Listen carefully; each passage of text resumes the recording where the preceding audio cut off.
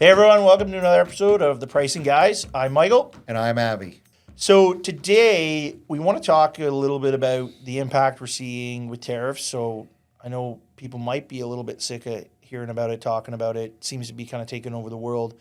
But I think one of the interesting things we want to talk about is what is the impact this actually has on running a business? And I think the article that caught my eye the other day is really around kind of forecasting and what some major companies are doing in terms of forecasting their business in this kind of unstable environment. Yeah, and we were talking about this a couple podcasts ago, and I think we were really using the word scenarios, that there was so many scenarios that everyone was running, and the entire organization was being kind of inundated with doing the work behind these scenarios. Analysis right? paralysis could be. And I think in that article you're referencing, they were talking about, we're just going to stop, right? We're no longer going to do any more of these forecasts. We're just going to stop and see where the dust settles at the end of the day.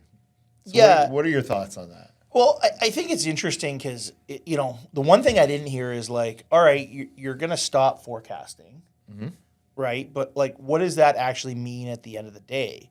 Because when I heard that, the first thing that I kind of, the image I got in my head is like, someone putting their hands in front of their eyes and being like, oh, no, it's not a problem. Like, I don't have to worry about it. But, like, the problem is still there. It still exists.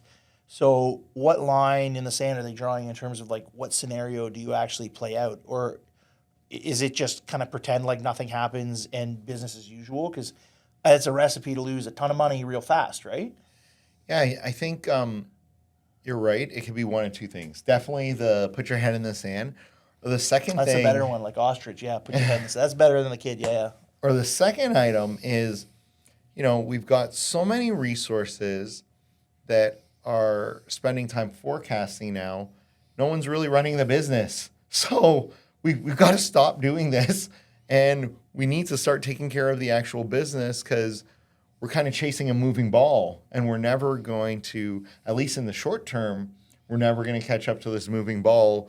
But shouldn't we figure out what's going on today and just keep the wheels turning, right? So I think, let's talk about the first one, the head in the sand, right? That, we've run all these scenarios. I still don't know where it's going to go. There's a ton of complexity. Things keep on moving every day. So, for example, tariffs are on. On, off. These countries moving up, these countries moving down. Right, and there's certain countries that are getting affected. I have production in these countries. And now I go and talk about, I'm going to resource my supply chain in different areas. I've got my procurement team working. I'm thinking about how I'm moving all these things around. And then suddenly tariffs are off, right? I've got this 90-day reprieve. So now... But let's talk about that for a second, because we say it's a 90-day reprieve. But is that necessarily a reason to stop and change your strategy? Because... they're coming back, right? Unless you truly believe that this is just, a time waster and they're not actually going to come in. But we saw the example of a couple countries. Yeah, there was a little bit of a delay, but they eventually came in and they're here and they're rocking. So I think, why would you stop and change your strategy there? Why would you not just continue all of those motions, knowing that, it's not here today, but it is going to be here very quickly?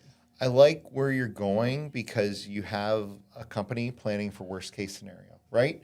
If these countries are going to be affected, our supply chain is going to be affected, we're staying 2 steps ahead of it, right? And we're forcing our company to really look with open eyes that if the environment does degrade to the point that, let's be frank, theoretically it could have been enacted and it could be out there, this is how we would want to shift ourselves for the long term. Yeah, and I understand there's risk because, you have to look at what's happening in the market with your competitors and other people. But I think when I think about that strategy of, we're going to stop, we're going to change this, and we're going to, trying to actively balance this, it's you're absolutely right. It's crazy, right? You're never going to be able to do that. I guarantee you that most of these companies know their worst case scenario. Or at least, a pretty bad case or something within some thresholds. Go enact that case because you're going to get very little pushback, right? Like the pushback, especially on the prices, this is what's happening. It's coming. We're going to move forward with this. There's very little that someone's going to say to you to actually change kind of what's happening. Unless you're totally upside down on the competitive market situation, it's a very kind of easy thing to do. And it kind of comes back to what we talked about at the start of tariffs. It's almost like a get out of jail free card, right? You're going to say, hey, the tariffs are here. I got to pass these tariffs on because it's going to affect me. What's somebody going to say to that? I think the nice thing about it too is it makes it very clear in terms of what the organization needs to do strategically. So to your point, right, that we anticipate these tariffs are coming in 90 days. Let's say I've been doing a lot of production out of Vietnam. I've got inventory in Vietnam. Well, I probably want to get as quickly as possible that 90 days of all that inventory that I can into the market now without tariffs under it. And I want to maximize that. At the same time, I'm thinking about, okay, where is my inventory going to come from? How am I going to think about this? How am I going to resource my supply chains? It's not kind of holding that lottery ticket and hoping that I hope Vietnam isn't affected by these tariffs in 90 days, right? And if they aren't, you can always pivot because you know that and you've got that in your your organization knows how to deal with that, and it's all set up. It's this new world that you're not really ready to deal with. But I think when you talk about those things like supply, yeah, you're right. I could move the stuff onshore. I could go quick. But I think some of the stuff of, okay, I'm going to look at where I can source volume from or where I can produce, and it's going to be different. Those aren't like easy shifts, right? Those are shifts that are going to take time. But I think where I see the bigger issue is people are like, well, I'm going to wait 90 days before I move my price.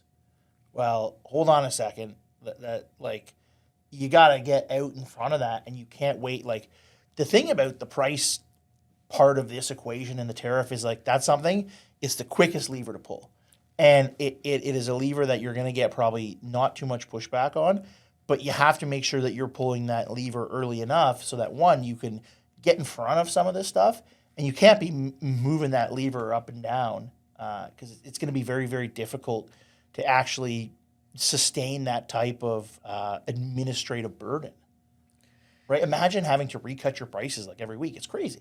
Yeah, I really like that. And it's interesting. We were getting into, as we were talking about all this inventory moving around, we were talking to a couple of our partners, and they were talking about moving inventory into the country. And in some cases, they were just going to hold it in the country on tariff-affected countries. And they were saying, hey, I need a bonded warehouse in the U.S. Well, if anyone's been out there looking, it's very tough right now. I was going to say, it's never been as good to be a bonded warehouse salesperson, right? The market's flooding to you But the next question, right, since it's very hard to get, well, obviously these bonded warehouses weren't priced appropriately, right, to know the forecast on what would actually be flowing into them. Right? So you're gonna be paying it either way, right? Even when you bring that stuff in, yeah, you might not be paying the tariff, but it's not going to be free to put the stuff in a bonded warehouse. 100%. And I think to your point is the further you can get ahead of this, and the great thing is price, we can get ahead of this because we got a great story that we can tell now. But the further we can get ahead of this, the more impactful you're going to be ahead of the competition. Because, I mean, it's not only with price, moving your supply chain and whatnot. Other people are going to be moving. They're going to be getting into negotiations with companies. Companies are going to be realizing they have more pricing power. There's going to be less supply out there. And as things move around, prices are going to go up, right? Creep up, or people are going to be ahead of the game. So there's a lot of opportunities that are opening up as well, kind of associated with this, right? Yeah, I think one of the other interesting things, because we talked a little bit about the forecasting, but I think one of the interesting things as we kind of go through the tariff is thinking about how people are actually trying to kind of bring this to life and how they pass it on. Because I think there's a very big misconception about who's paying the bill at the end of the day. One thing I wanted to kind of bring up, which I thought was interesting. So we've seen in a couple markets where, remember how fuel surcharges, when fuel goes up, they started adding these surcharges. We're seeing people add in tariff surcharges. Mm-hmm. So what they're doing is they're saying, hey, these are kind of one-time charges or one-time fees that they're going to add to the back of the invoice to try and make up for the cost, the incremental cost of that tariff. Curious to hear kind of how you think about that from a strategy of actually kind of passing that on to the end customer. Well, it's funny, like we saw that with Amazon the other day. They started to actually give some visibility on the tariff charges, and there was a huge amount of pushback. Okay, I didn't even see that. That came through. Our position has been, resolutely has been, it's like fuel surcharges, right? We feel that these tariffs are going to be around for a fair amount of time. It's structural. It's going to be hard to roll these things back. It's much easier right now to get these price changes through because everyone knows they're coming through, to build it into your core price or service and have it, because every time a customer sees that invoice with a surcharge on it, it's inviting a discussion. It's inviting a complaint, especially as we get kind of 16 or 24 months down the road. And if your competition has built that into the base and you haven't, the conversation that's coming, well, hey, your competition doesn't have that. And then you're going to get into the discussion, well, they built it into their base price. I mean, what are they going to say? They're going to say no, right? They didn't. Yeah. Like apple for apple, you guys are providing the same thing. Definitely. I think it's got to be built into the base product or service because you're just inviting friction with your customer at the end of the day. Yeah, I totally agree. And I think, that goes back to the thought, like kind of coming full circle with that thought is that I hear a lot of people talking about that. Well, it's a very easy way to be able to administer like the tariffs and the moving tariffs because they take the weighted average of this is what, my impact is on my general cost of goods and I pass it on to every single customer. But I think that's almost kind of the easy way out. And I think exactly to your point, long term, you're going to be in a little bit of trouble. But that's where I think kind of coming back to that forecasting and making sure that we're looking at the most realistic case or almost, towards the maybe 90th percentile of worst case scenario and building off of that, because that's one of the things that I keep hearing from a forecasting, at least a price and a revenue standpoint as well. I can't do it because I can't be moving my price around. It's too much of an administrative burden. So that's why I'm going to go and kind of use this surcharge. It might be the right answer, or it might seem like the right answer, super short term, but long term it's going to be quite dangerous and it's going to be hard to come out of, exactly like you said. Yeah, I think on the other end, we talked about that second instance where you've got so many resources. Yeah. What I like about what you're saying too is if you get ahead of this from a pricing standpoint, it creates that margin for the business and a little bit more of a cushion that you're not necessarily all day long forecasting when these cost impacts are going to come in and how they're going to come in and how they're going to impact you, because it creates a little bit of a safety zone that you can free up some of your resources to start running the business again, right? And doing what we need to do out there. And that's really creating value for your customers, not necessarily running multiple scenarios and we run 52 iterations, right? And align around those iterations and all those assumptions that we're talking about. Yeah, it's an interesting time to analyze kind of what's happening under the hood of a business and how they're kind of reacting to this. But I think as we see this kind of 90-day reprieve or 30-day, depending where you are, depending what country or whatever it is, right?